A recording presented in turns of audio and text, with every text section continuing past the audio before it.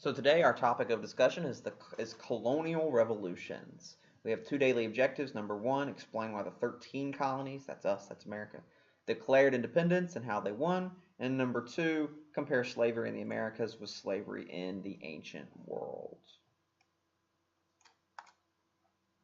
So we've talked about mercantilism before. It's very important because mercantilism is the number one reason why the 13 American colonies rebel against their British masters. Remember that mercantilism, the colony, provides raw materials and cheap labor to the mother country, who then takes those raw materials, turns them into manufactured goods, shoes, clothes, guns, whatever, and sells them back to the colony. Remember, the mother country can sell to anyone they want to. The colony can only buy and sell to the mother country. Remember that slavery is a key component. That's the cheap labor component. We talked about colonies in North America. We talked about how the Dutch were the first to colonize North America, quickly ousted by the English. The English and the French fought over North America in the French and Indian War.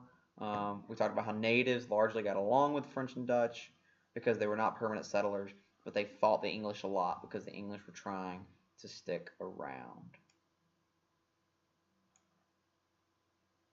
So by 1750, English citizens had been living in the American colonies for close to 150 years. Now, the English king is making a ton of money off these colonies, selling all this stuff there, buying super cheap cotton, super cheap tobacco, super cheap leather, all kinds of cool stuff.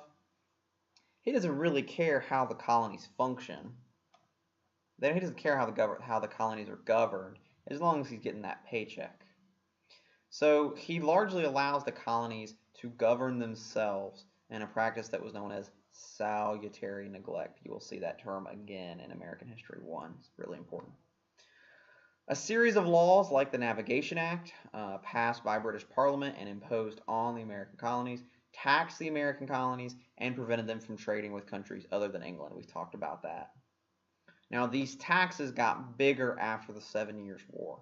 So the English believed that the American colonies needed to pay them back for the French and Indian War because of all of the money that the English spent protecting the 13 colonies from the French and the Native Americans. So the taxes are getting bigger, and the Americans are making less money because they can't trade with anybody but the English.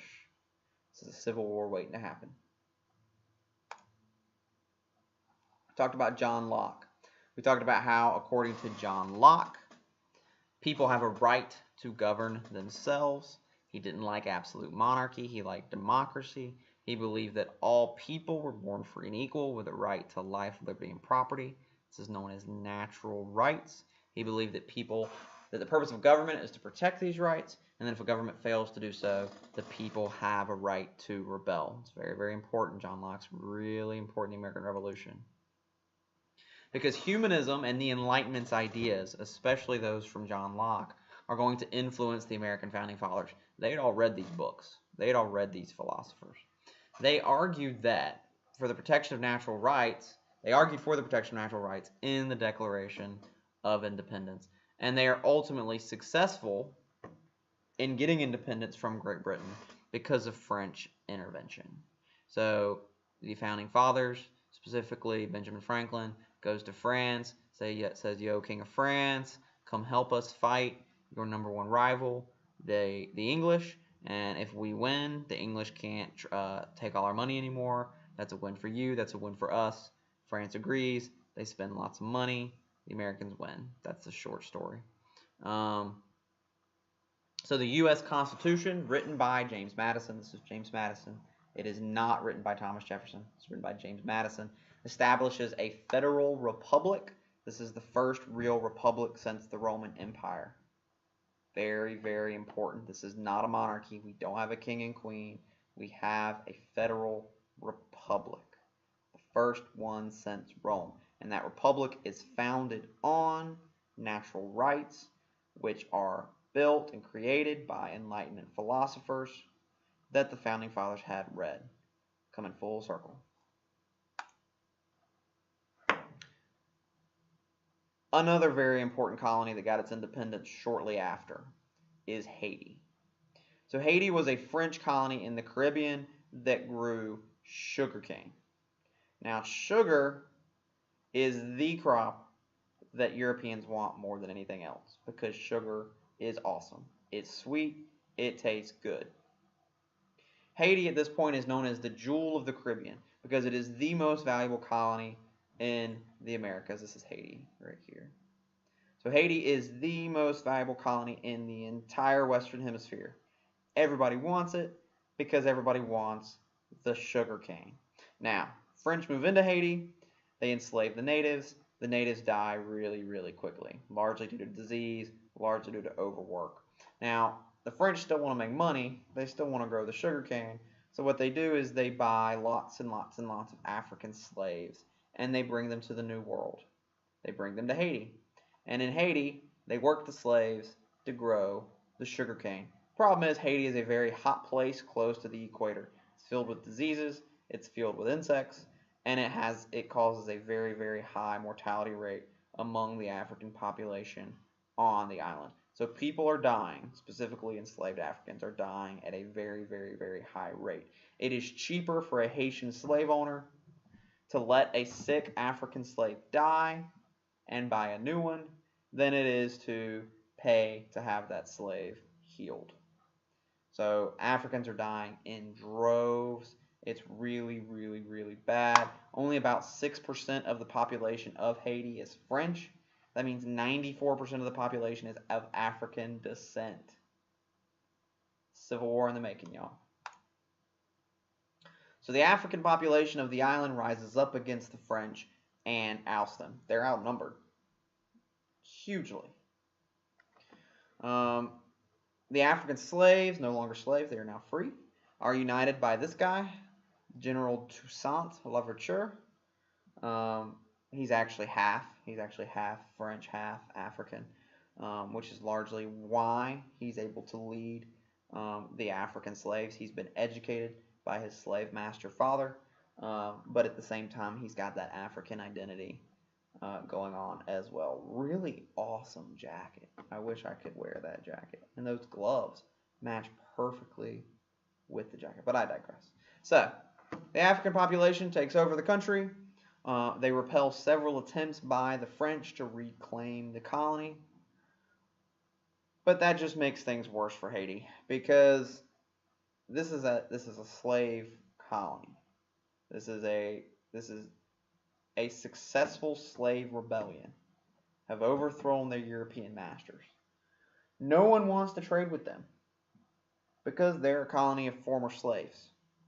And the entire world sees Haiti as dangerous because they think, well, if the slaves in Haiti can overthrow their masters, well, it can happen in North Carolina too. It can happen in Virginia too. It can happen in Brazil too. Haiti scares people.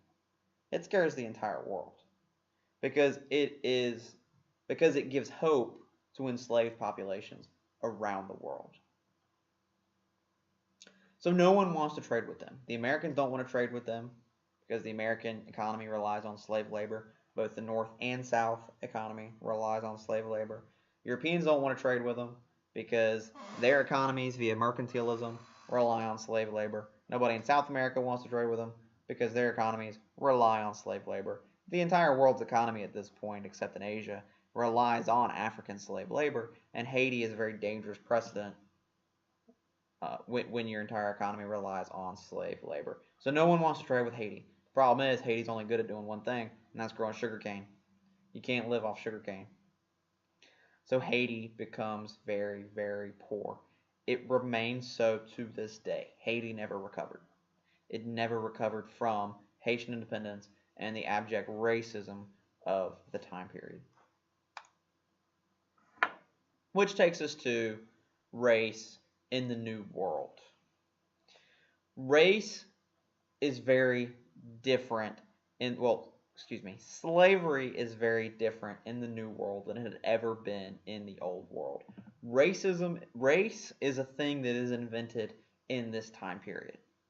Prior to this time period, nobody had an idea of white because all the white people lived in Europe. So if you lived in Europe, you thought of yourself as French or Italian or German or English. You didn't think of yourself as white because everybody was white. If you lived in Africa, you thought of yourself as Mali or Songhai or, the various tribes, the various kingdoms. They didn't think of themselves as black. In Asia, people saw themselves as Chinese or Korean or Japanese. They didn't see themselves as Asian. So races, by and large, did not exist until the New World is colonized. And for the first time, you've got Europeans, you've got white people living with Native Americans who are tan, living with Africans that have been brought in as slaves. So you've got all these people from all these different places living in the same place all together. And this is where race is really founded. It's founded in the New World, which takes us to slavery. Slavery is different in the New World than it has been in anywhere else time memorial. Number one, because slavery is hereditary. If you are a slave and you have a child, that child is a slave. It's not how it worked in the Roman Empire. It's not how it worked in Asia. It's not how it worked in Africa. That's new. That's a new thing. Slavery is based on race. If you're not white, you're probably a slave. And you're seen that way. Even if you were a free, pretty much a slave. That is how people saw it. Slaves are treated as chattel. That just means animals. This guy over here on the right, he is an African slave, enslaved in the New World. You can see that he was beat mercilessly. You don't beat human beings like this. They did. They did because they weren't humans. They're animals. That's how they thought of them. And at the end of the day, slaves had no rights. In Rome, slaves had rights. You couldn't kill a slave. In Africa, slaves had rights. You couldn't kill a slave. You couldn't beat a slave mercilessly. Eventually, they wouldn't be a slave anymore. They would become a member of the African society, whatever society they found themselves living in. Slavery is a totally new animal in the New World. Let's talk about Latin America. So we've talked about Africans. Let's talk about specifically in North America, where you just largely have whites and Africans. Let's talk about how it works in South America. So there is a racial hierarchy in South America. Supposedly no longer exists, but in practice still does. The very bottom, you have the indigenous population, the people who were there before Europeans ever showed up, the Native Americans. This is the Aztecs, the Mayas, and the Incas. They're at the very bottom of the social hierarchy in South America during the colonial period. Above them are Africans, both those that were born free and enslaved. So Africans are above Native Americans. Above the Africans, you have the mulattoes. A mulatto is someone of both European and African descent. So General Toussaint, the guy who led the revolution in Haiti, that would be him. He's technically a mulatto. Above the mulatto are the mestizos. So mestizos is someone who is both of European and native descent. Above them are the Creoles. Creoles are born in the Americas, but are of 100% European descent. These guys are white. Generally speaking, when you talk about Creoles, you're talking about people who are 100% Spanish. And above them are the Peninsulares. Peninsulares were people who were born on the Iberian Peninsula, so they were of Spanish or Portuguese origin, and then went to the New World via ship. So if you look at Latin American countries today, if you look at presidents of Mexico, for example, a lot of these guys, in fact, most of these guys, they look white because they are white. They are Creoles. Their families to this day only marry other families that are of 100% European descent. Now, most of the population in Mexico are mestizos. They are both of European and native descent, so they speak Spanish. They have a darker skin complexion than their family over in Spain, which tend to be whiter. If you look in places like in like Brazil, Colombia, you've got a lot of mulattoes and mestizos. Most of the people are either mulattoes or mestizos. You've got a lot of Africans that are technically Latin American. But at the end of the day, one of the things you need to know is that by and large, this hierarchy still is happening in South America, in Central America. Most of these countries are continuing to be run by Creoles. People 100% European descent, born in America.